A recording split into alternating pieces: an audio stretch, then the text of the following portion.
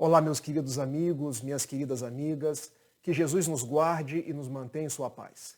É sempre uma alegria me dirigir a cada um de vocês, ainda que pelas redes sociais, mas espero que recebam o meu abraço afetuoso, com votos de saúde, de alegria e, sobretudo, de muita paz.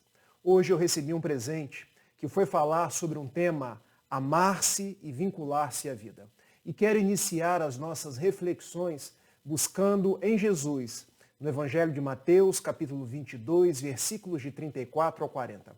Quando Jesus nos disse que poderia resumir toda a lei antiga e os profetas num único mandamento: amar a Deus sobre todas as coisas e amar o próximo como a nós mesmos.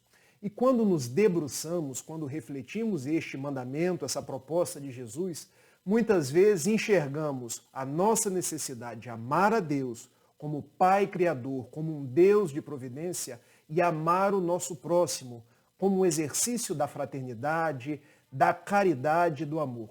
Mas se observarmos o que Jesus nos disse em essência, ele nos recomenda amar ao próximo como a si mesmo. Então, nesta sentença, Jesus nos recomenda que nós possamos nos amar, nos aceitar tal qual nós somos, florir os nossos caminhos onde quer que nos encontremos e com as possibilidades que nós temos. Então, quando pensamos no tema amar-se, é uma proposta magna de Jesus para que a gente possa ver na nossa vida um grande presente, uma grande oportunidade que Deus nos concedeu de nos melhorarmos e de seguirmos adiante.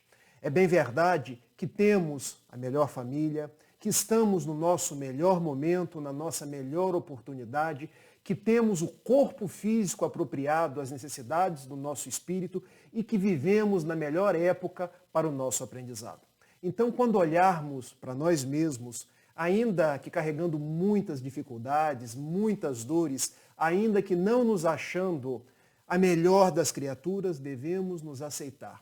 Porque nós somos filhos de Deus, nós somos seguidores de Jesus e a sua proposta é que nós nos amemos e vinculemos-nos à vida. Porque uma consequência desse alto amor é nós nos vincularmos à vida que Deus nos deu como uma grande oportunidade de estar no mundo e ressignificar os nossos passos.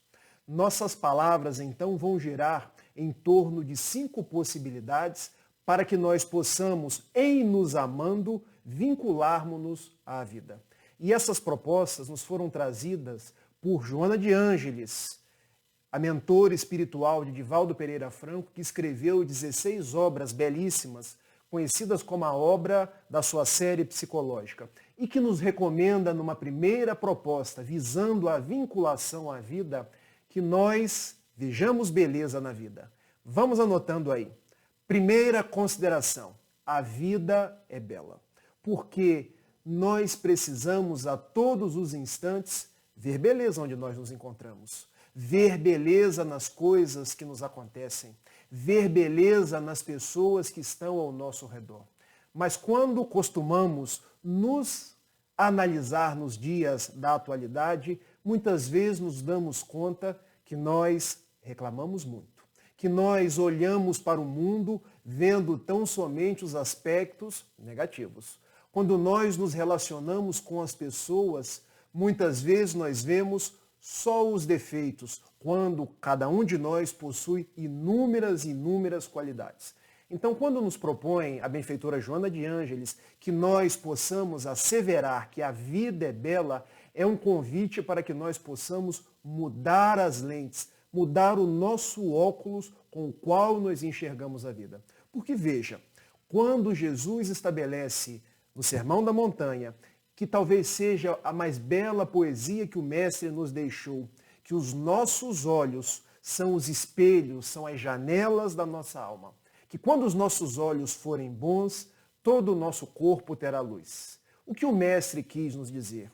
Que o problema não está no mundo, que o problema não está nas pessoas, que o problema reside em nós e na nossa capacidade de fazer os filtros, de buscar o que há bonito em cada coisa. Eu gosto sempre de trazer um copo com água. Deixa eu beber um pouquinho. Agora está bom. Muitas pessoas olham para um copo com água pela metade e se frustram. Puxa vida, o copo não está cheio.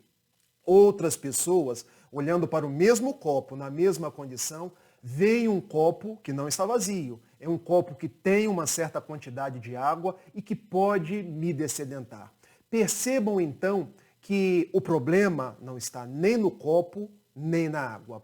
O problema muitas vezes se encontra na nossa visão sobre os fatos da vida. Então somos nós que escolhemos ver o lado positivo ou ver o lado negativo. Eu me lembro de um desenho que já passava há alguns anos atrás e agora eu estou quase denunciando a minha idade. Quando eu falo desse desenho com os jovens da minha mocidade espírita ou com as crianças no nosso movimento de evangelização das Comerges, confraternização das mocidades espíritas ou nas nossas semanas espíritas, que eu via um desenho que tinha um leão e um jacaré, eles olham para mim, tio, você está ficando velho. Mas é porque esse desenho espelha como nós devemos agir no mundo. Porque o leão era extremamente positivo, era extremamente alegre, era extremamente benéfico diante dos fatos da existência. Já o jacaré, eu disse jacaré, mas na verdade é uma hiena. Já a hiena vivia sempre reclamando. Ó vida, ó céu, ó azar, tá chovendo, tá muito quente, aquela pessoa está me perseguindo. Então observemos, nós podemos escolher ser o leão do desenho, que se chamava Lippe, ou escolher sermos aquela hiena que se chamava Hard. Hard em inglês quer dizer duro, pesado, aquela pessoa que está sempre reclamando, aquela pessoa que está tudo sempre difícil. Então, qual é a proposta neste primeiro apontamento de Joana de Ângeles? Que nós fazemos da nossa vida a beleza ou nós veremos na nossa vida a dificuldade. Há algum verso do poeta português Fernando Pessoa, quando ele nos diz assim: nem todos são dias de sol. E quando a chuva falta, pede-se. Por isso tomo a infelicidade como a felicidade. Assim como quem não estranha que haja rochedos e ervas e que haja planícies e montanhas. O importante é ser natural e calmo. Sonhar como quem olha, pensar como quem anda. E quando se vai morrer, lembrar-se que o dia também morre e que é belo o poente e igualmente bela é a noite que fica. E o que nos traz o poeta português Fernando Pessoa? Que nós nos beneficiamos dos dias do sol, dos dias de chuva. Que nós nos beneficiamos da noite, nós nos beneficiamos do dia. E que depende de cada um de nós ver beleza, ver os aspectos positivos onde quer que nos encontremos. Então depende de cada um de nós, do nosso olhar e dos nossos propósitos, vincularmos-nos à vida deixando de reclamar, deixando de ser aquela pessoa pesada, deixando de ser aquela pessoa que tudo está difícil e vendo sempre o lado positivo, vendo sempre o lado da beleza. Há uma charge que saiu num grande jornal norte-americano que um dia a Quinta Avenida, onde passam muitos carros, onde as pessoas estão sempre olhando as lojas, os arranha-céus, o asfalto se quebrou e no meio do asfalto nasceu uma flor amarela.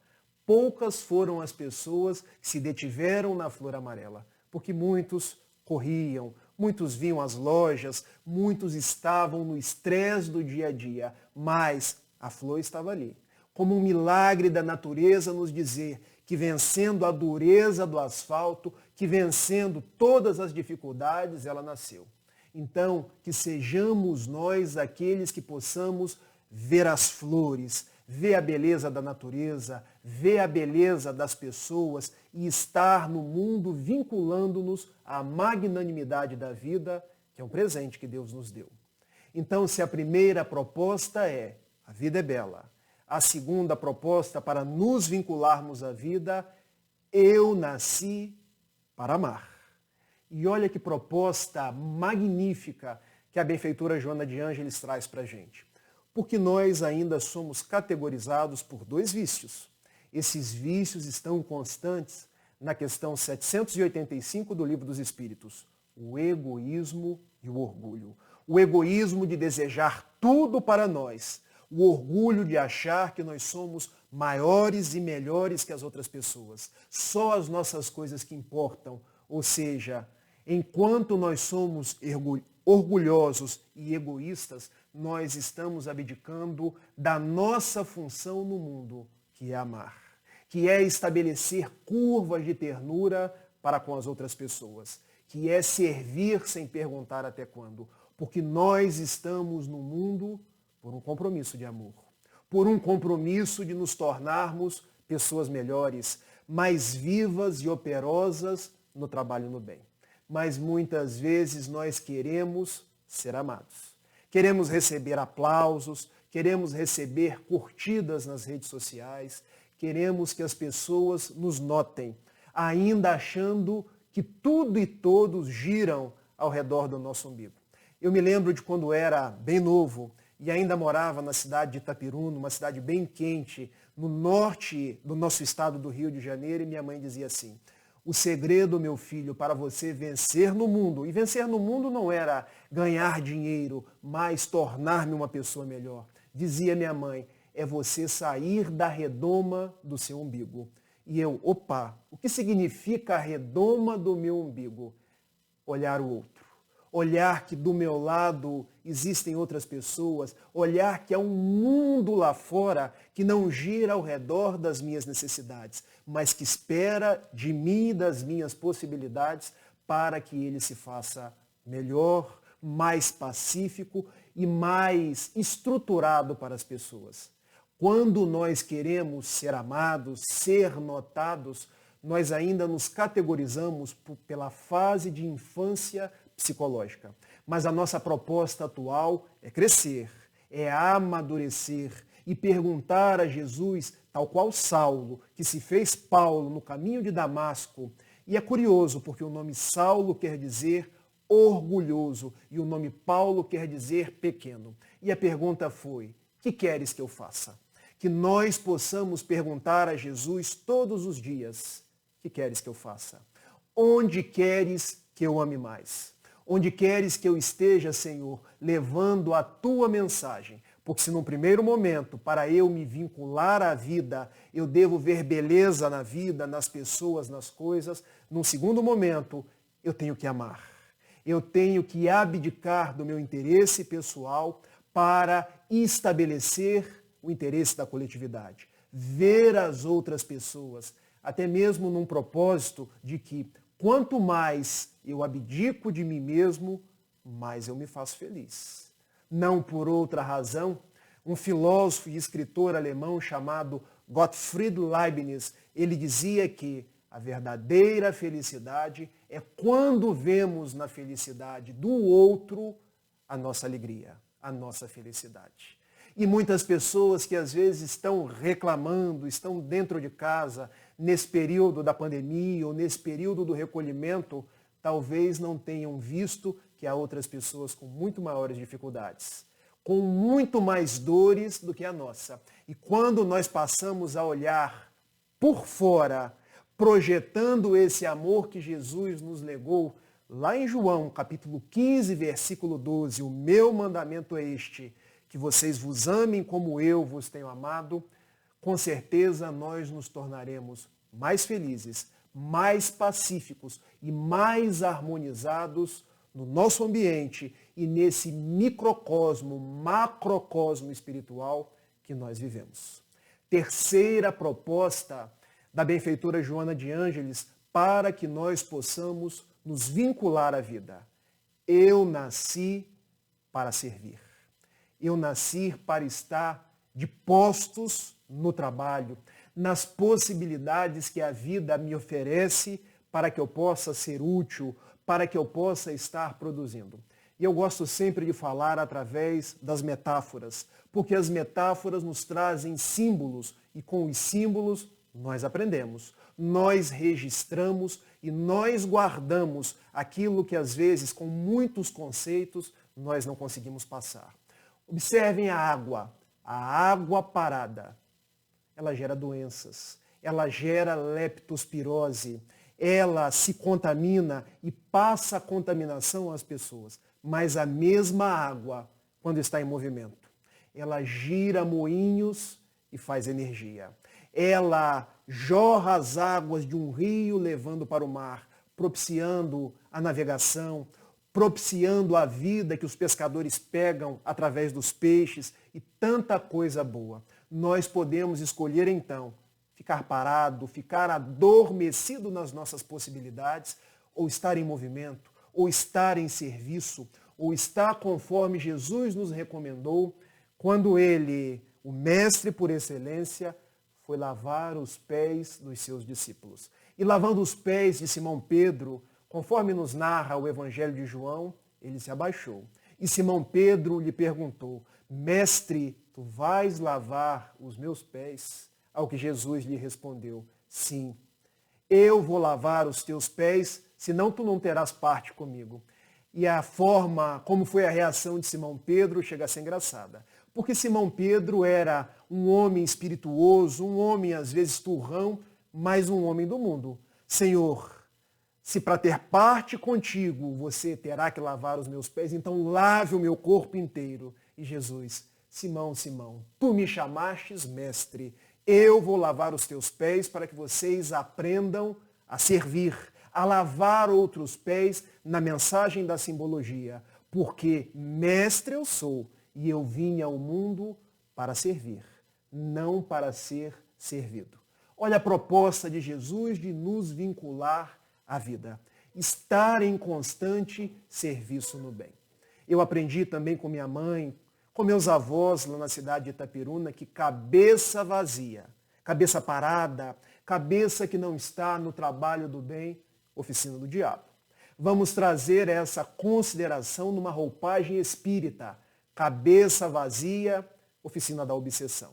Porque quando não estamos sintonizados no bem, somos alvos de outras mentes que vêm ter conosco no conúbio da obsessão, nos trazendo tristezas, nos trazendo as depressões, nos trazendo as angústias, nos trazendo as ideações suicidas. Então vamos trabalhar. Vamos servir, porque numa feliz expressão do benfeitor Emmanuel, pela psicografia de Francisco Cândido Xavier, todos no mundo evoluem desidratando, seja pelas lágrimas do sofrimento ou pelo suor do trabalho. Que nós possamos escolher o suor do trabalho, mas fazer a nossa parte. Porque nós nos cansamos da inércia, nós queremos nos colocar em ação. Há uma frase do Rotary Club, uma obra já bastante antiga nos dias da nossa sociedade, que prega mais ou menos assim: quem não aprende a servir não serve para viver. Ela é bem verdadeira, mas talvez seja um tanto quanto pesada, rígida, porque a proposta psicológica, a proposta que olha para o ser humano, a proposta de inclusão na vida deve se dar de uma forma mais assertiva.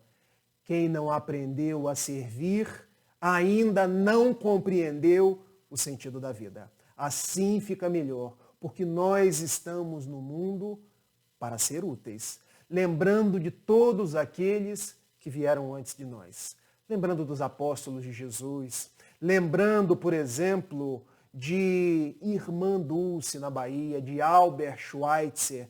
Lembrando de Madre Teresa de Calcutá. Lembrando de tantas pessoas anônimas que dedicaram do seu tempo e do seu dia para que outras pessoas tivessem alegria, tivessem oportunidades de viver. Não por outra razão, o lema da nossa doutrina é: fora da caridade não há salvação. Porque fora da caridade nós não conseguimos estabelecer essa conexão com o alto. Nós não conseguimos nos vincular à vida. Então nós que aprendemos a nos amar e queremos nos vincular à vida, que possamos ser caridosos, ser fraternos e estar no mundo sem perguntar quando terminarão as minhas propostas de trabalho. Quarta proposta. E agora é uma frase grande. Se tiver algum professor de português nos assistindo, que possa nos acompanhar, e nos ajudar com a formulação da palavra mal, porque nós sabemos que a palavra mal com L é o contrário de bem e a palavra mal com U é o contrário de bom. Porque nos diz a benfeitora, o mal que me fazem não me faz mal. O mal que me faz mal é o mal que eu faço, porque me torna um ser humano mau. Observem, todos os maus que eu disse, à exceção do último, é com L. Porque o mal, contrário de bem, que me fazem, não me faz mal, com L, contrário de bem. O mal, contrário de bem, com L, que me faz mal, contrário de bem, com L, é o mal que eu faço. Também mal, contrário de bem, com L. Porque me torna um ser humano, agora mal, com U, contrário de bom. Porque, meus amigos, não é o que os outros me fazem. Não é o que vem de fora. Ninguém tem responsabilidade ou culpa por aquilo que me acontece.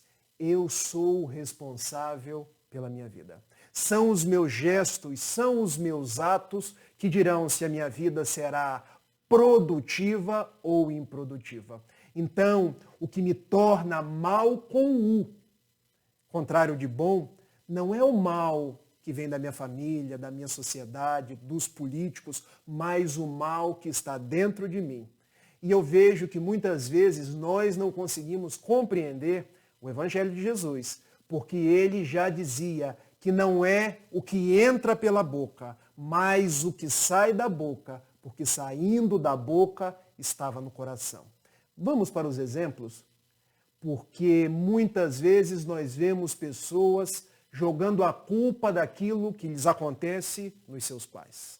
Eu sou assim porque os meus pais não me trataram bem, porque eu não tive boas famílias. Bom, tudo que me acontece é a minha responsabilidade. Eu tive os melhores pais. Eu estou na melhor família. É bem verdade que os meus pais são anjos tutelares na minha vida. Então, eu sou responsável porque eu construí, através de uma lei chamada causa e efeito, ou ação e reação, tudo que hoje está me acontecendo. Vejo outras tantas pessoas dizerem assim, bom, eu estou assim por culpa de uma sociedade hipócrita, de uma sociedade careta, mas quem faz parte da sociedade? Quem constrói a nossa sociedade, senão nós mesmos? Então, o dia que nós formos melhores, nós teremos uma sociedade melhor. Então, não é a sociedade que nos faz desse jeito. Somos nós que engrossamos o couro de uma sociedade ainda equivocada. Vejo outras pessoas dizendo assim, mas a culpa, a responsabilidade é dos políticos, porque eles roubam, porque eles são corruptos. E aí eu pergunto, quem votou nos políticos? Foram os marcianos, os extraterrestres? Não fomos nós. O dia que nós formos mais bem sintonizados com os propósitos do alto, homens legítimos e de bem, nós votaremos melhor. Nós teremos político melhor. Ou seja, tudo que me acontece é minha responsabilidade. Os outros que estão ao meu redor são pessoas que concorrem para o meu progresso. Então, se eu quero me vincular à vida, uma postura, uma atitude que eu tenho que ter é parar de culpabilizar as pessoas, parar de responsabilizar os acontecimentos, tomar uma atitude proativa diante a vida. Se eu cair, eu vou me levantar, sacudir a poeira, dar a volta por cima e saber que eu posso palmilhar uma estrada redentora para mim, eu posso, de encarnação em encarnação, ficar repetindo os mesmos erros, culpando obsessores, culpando familiares, culpando políticos e depois retornando, porque ainda não aprendi a lição. E a lição é ver que está em mim o mal, combater esse mal e seguir em frente, buscando ser pacífico, buscando ser uma pessoa melhor. Não por outra razão, Mohandas Karamchand Gandhi, o Mahatma, a grande alma, ele estabeleceu que a paz que eu quero ver no mundo é a paz que eu faço. Porque muitas pessoas querem um mundo melhor, mas nós devemos ser a mudança que nós queremos ver no mundo. Quinta e última proposta, porque falar em 30 minutos não é fácil. É quase um se vira nos 30. Há um sol brilhando dentro de mim. E agora parece quase que uma frase de autoajuda de um desses livros que venha nos trazer uma mensagem positiva, mas a proposta é esta. Porque o sol que está brilhando dentro de mim, ele responde por Jesus de Nazaré. E há mais de 2000 anos, ele vem nos dizendo, ame-se, valorize as suas possibilidades, aceite-se da forma que você é e vincule-se à vida. Não adianta reclamar, porque vós sois os responsáveis por aquilo que vos acontece. Adotem uma postura de ser proativos e de buscar a cada dia dar um passo, outro dia dar um outro passo, mas fazer o melhor que vocês puderem. E esse Cristo interior, esse sol brilhando dentro de mim, é aquele mesmo sol que nasceu na simplicidade da manjedoura, que foi crucificado no meio de 2 ladrões, que conversou com prostitutas, que conversou com cobradores de impostos, que quando homens covardes quiseram apedrejar uma adúltera, ele disse, epa, quem de vós estiver sem pecado, que atire a primeira pedra. É esse sol que está brilhando dentro de mim. É esse sol que está me convidando a ser uma pessoa melhor. E eu me recordo também de uma oração que minha mãe cantava, às vezes falava para mim quando eu era ainda muito novo, e a oração se chamava Pegadas na Areia. E ela contava que 2 pessoas andavam pela praia. E num determinado momento, aquela pessoa que percebeu ter ao seu lado Jesus de Nazaré, percebeu que Jesus já não estava mais ao seu lado. Já não tinha mais aquele sol próximo a ele. E ele indagou, mas mestre, nos momentos mais difíceis da minha vida, eu não te vejo. Eu não sinto a tua presença no meu lado. E Jesus respondeu àquele viajor, àquele andarilho, é porque nos momentos mais difíceis, tu só vias a minha pegada no chão, porque eu estava te carregando no colo.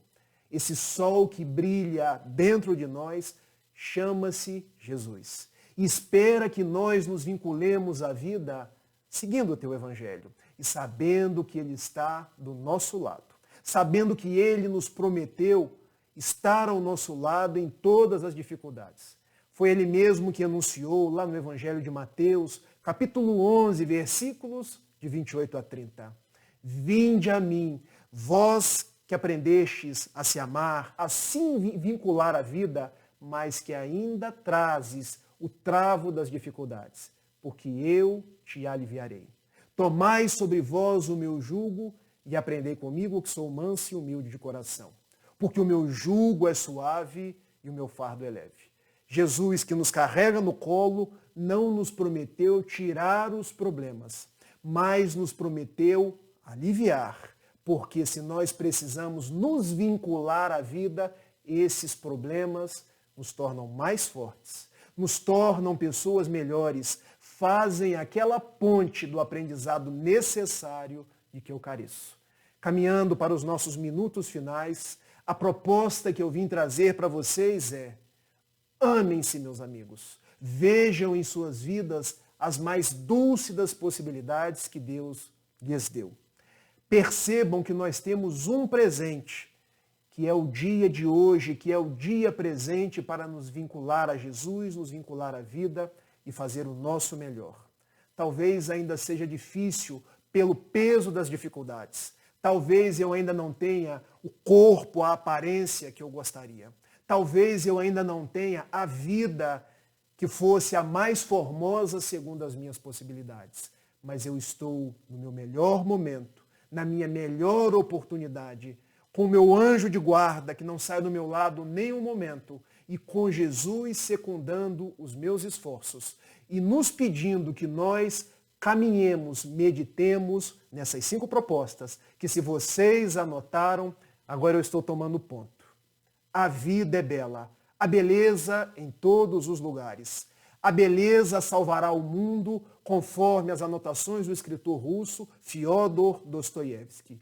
Segunda proposição, eu nasci para amar. Esse é o nosso maior compromisso. Nós estamos no mundo porque prometemos aos nossos benfeitores espirituais amar mais, reclamar menos. Eu nasci para servir. Eu nasci para trabalhar, ainda que com os joelhos desconjuntados, como diz Paulo na sua epístola aos Hebreus. A quarta, que é uma proposta grande, o mal que me fazem não me faz mal. O mal que me faz mal é o mal que eu faço, porque me torno um ser humano mau. Ninguém tem culpa daquilo que me acontece. Eu sou o grande artífice da minha existência. Posso construir a minha paz ou a minha desventura. E a quinta proposta, há um sol brilhando dentro de mim. E esse sol chama Jesus de Nazaré. Que ele vos abençoe, vos proteja e vos guarde em paz. Quero terminar com uma poesia da benfeitora baiana Amélia Rodrigues, quando pelas mãos de Divaldo Pereira Franco, ela assim assinalou: meu Deus e meu Senhor, enquanto lá fora o desespero caminha e a amargura ainda dizima, eu quero lhe dizer que eu me amo, que eu quero me vincular à vida e te oferecer o banquete do amor. Eu gostaria, Senhor, de ser a chuva generosa que caísse por sobre a terra porosa e reverdecesse o chão. Mas como eu não conseguirei, eu então lhe pedirei para ser um copo de água fria, matando a sede e a agonia de quem anda na escuridão. Eu gostaria, Senhor, de ser uma via láctea de estrelas para que as noites da terra fossem mais belas. Mas se eu não conseguir, eu te venho pedir, deixa-me ser um pirilampo na noite escura, iluminando a amargura de quem anda na escuridão. Eu gostaria de ser um jardim de flores de todas as cores para embelezar a terra. Mas na dor que minha alma encerra, se eu não puder ser um jardim, deixa-me ser uma rosa solitária, na fresta da montanha, colocando beleza no painel sobre a natureza. Eu gostaria de ser um trigal maduro, para repletar de pão a mesa da humanidade. Mas é demasiado para mim então. Eu lhe peço para ser um único grão, que caindo no chão me multiplique num milhão e me converta em pão para a sociedade. Eu gostaria de ser artista esteta, cantor, trovador, musicista, orador, para falar da magia e da beleza da sua glória. Mas como nada sou, falta-me o verbo. Falta-me a mestria. Então eu lhe peço, deixa-me ser o companheiro da criatura deserdada, que segue caminhando pela estrada da alucinação. E dando-lhe a mão de sustento, eu lhe possa dizer, sou teu irmão e irei contigo. Deixa-me vincular a vida, ajudando-te a ser uma pessoa melhor. Graças te dou, Senhor da vida, porque nasci. Graças te dou porque creio em ti. Pelo teu amor, muito obrigado, Senhor. Pela caridade de me ouvirem, muito obrigado, meus amigos. Desejo a todos tudo de bom. Um beijo e até a próxima. Permaneçam por mais alguns instantes que o nosso Alberto vai fazer a oração final, pedindo a fluidificação das águas que vocês têm em casa e aos benfeitores que nos guardem, nos transmitam o passe espiritual. Tchau, tchau.